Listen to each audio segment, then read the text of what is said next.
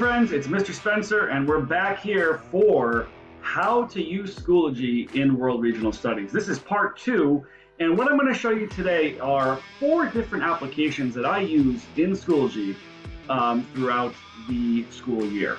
So if we're starting off on the home page of Schoology and you've logged in, you are going to click your Courses tab.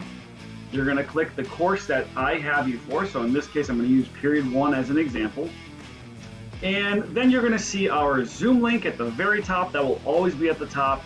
Our World Regional Studies syllabus and our syllabus agreement form. Those will remain there. Those will be there for the entire year at the top. Below those 3 will be the month that we are in. So in this case, it is September. And if you click September, this is where you're going to find all of the course content for this month. So to start off, I created 4 examples of different applications that I use in class.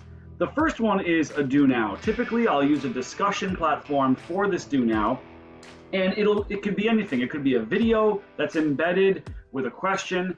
It could be a small poll. It could be, in this case, it is I want you to visit a Cetera link and to attempt to get your best score on a continent's map game. So again, it's just a fun activity, a way to get our brain going. It usually always relates to the geographical studies and skills that we are doing in class, okay?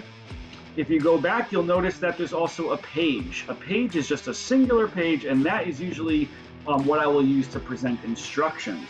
So if we're doing instructions to an activity or instructions to a task, they're usually located in a page format. Of course, I haven't written anything in, but it looks something like this, where I would put the goal, what our learning targets are, what's expected of you in a sequential stepped order, and then a rubric or how I plan to grade you on that assignment.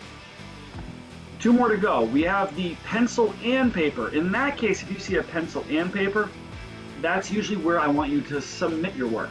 That's usually where you turn in your completed assignments for revision or for submission. Okay, in this case it would be, let's say, the cultural history project. I'm just using it as an example, and you could do that there.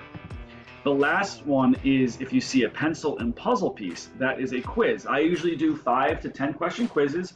They range from multiple choice to matching to open-ended, and in many cases it's just to get a pulse of where people are, and that helps me kind of prepare you for the next class.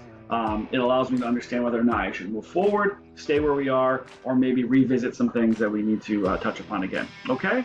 So these are the 4 applications that I use in Schoology. Again, if you have any questions, reach out to me, nspencer@crec.org. Thanks so much, guys. I'll talk to you soon.